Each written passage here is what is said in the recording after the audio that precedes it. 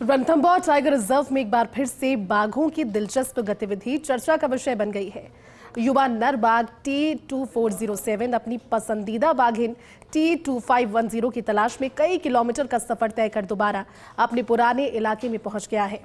जंगल में इस कहानी को वन्यजीव प्रेमी रणथंभौर की लव स्टोरी के तौर पर देख रहे हैं। देखिए रिपोर्ट।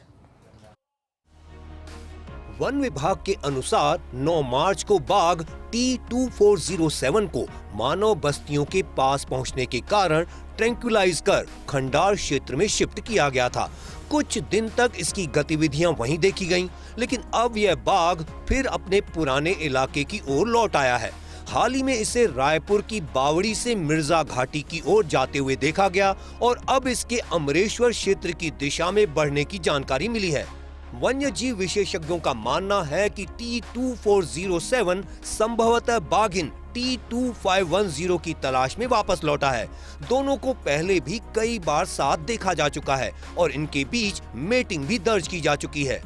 बाघिन T2510 प्रसिद्ध बाघिन T107 सुल्ताना की बेटी है, जबकि T2407 चर्चित बाघिन T93 चंदा की संतान है। इसलिए दोनों की वंशावली भी रणथंभौर के प्रमुख टाइगर परिवारों से जुड़ी मानी जाती है। इस बीच वन्यजीव प्रेमियों और प्रकृति संरक्षण से जुड़े लोगों की मांग है कि बाघ T2407 को दोबारा किसी अन्य रेंज में स्थानांतरित नहीं किया जाए।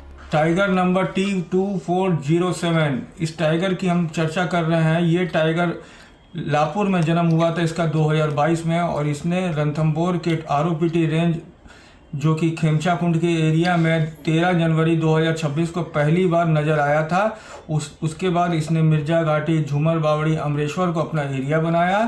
फिर वहाँ रह रही एक फीमेल T2510 को अपना पार्टनर बनाया। 2 बार इन्होंने मीटिंग भी की। उसके बाद किसी कारणवश ये रणथंभौर के फेरी बाहर वाले रास्ते में निकल गया, जिस कारण से डिपार्टमेंट को मजबूरी इसको ट्रैंक्विलाइज करके वापस इसके बर्थ प्लेस पे छोड़ा गया। वो टाइगर ने छोड़ने के 3 दिनों बाद ही अपना रुख वापस उसी एरिया में कर लिया जिस एरिया से उसको उठाया गया था और वो वापस अपनी पार्टनर T2510 के पास दोबारा पहुंच गया है नेचुरली। विशेषज्ञों के अनुसार नर बाघ अक्सर अपनी पसंदीदा मादा की तलाश में लंबी दूरी तय करते हैं और कई बार पुराने क्षेत्र में वापस लौट आते हैं।